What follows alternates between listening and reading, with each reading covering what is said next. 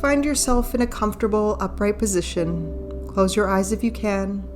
Otherwise, find a spot to fix your gaze on.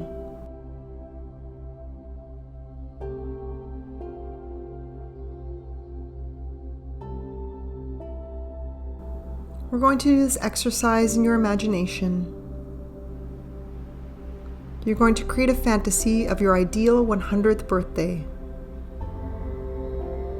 You're not trying to realistically predict what it will be, but instead this fantasy would be your ideal world, as if magic happened and all your dreams came true.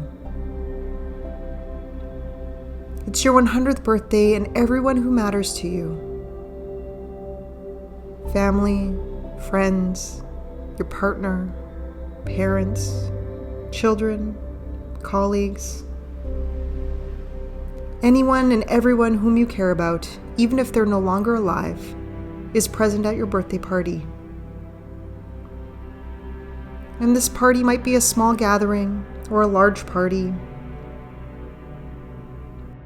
Whatever you create is okay. Now imagine that one person you really care about stands up to make a speech about you. The speech is only 3 or 4 sentences long, and they talk about what you stand for in life, what you mean to them, the role you have played in their life. Whatever they say is what you'd most love to hear them say.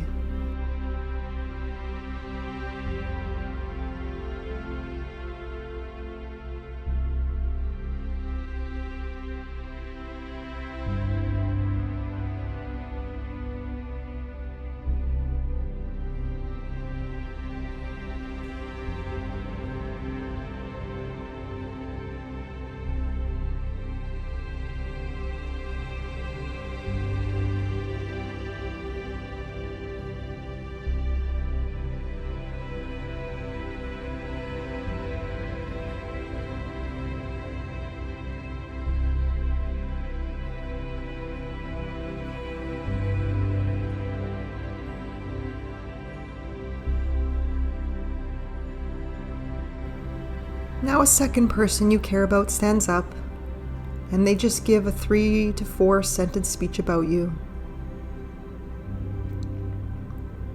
and what you stand for and what you mean to them and the role you've played in their life. Focus on whatever is deep in your heart that you want them to say.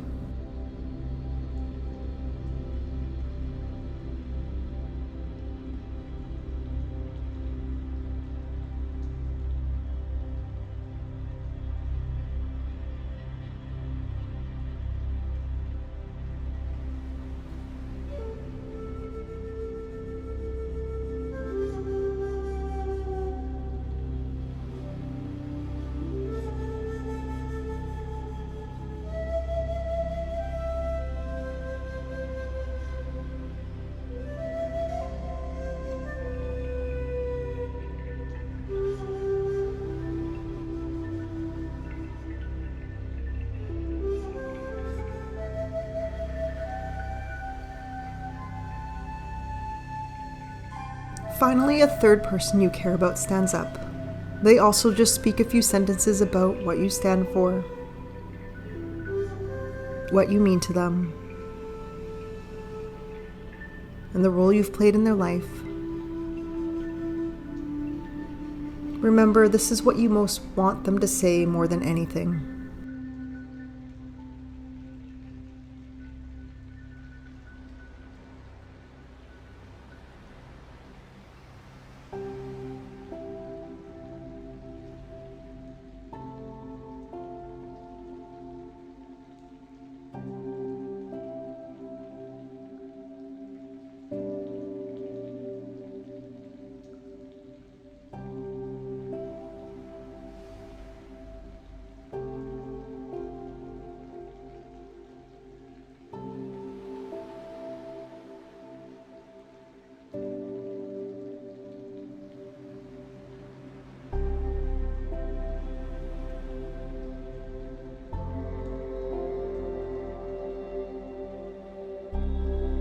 lot of people find that they have a lot of feelings come up for them during this practice.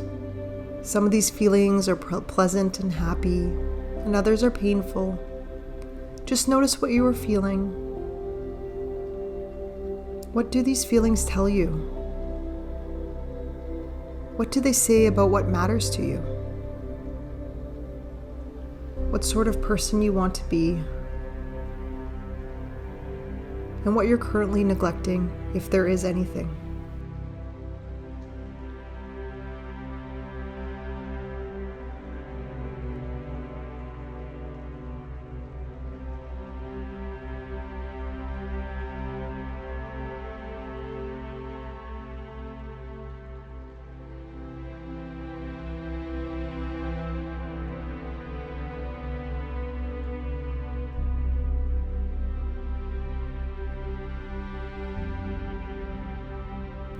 We're slowly going to close this practice. So notice your breathing. Notice the feeling of your feet on the floor. Notice what you can hear. Open your eyes and notice what you can see. Take a stretch. And notice what it feels like to move your body. And get ready to go back to your day.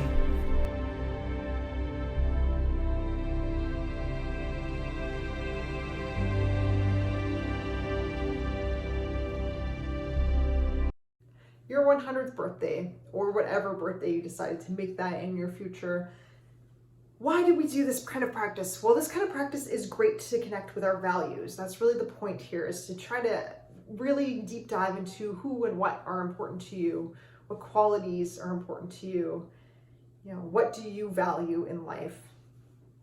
Why would we want to connect with our values? Well, one thing that can make our lives a lot better is values-based living. And in order to have values-based living, we have to know what our values are.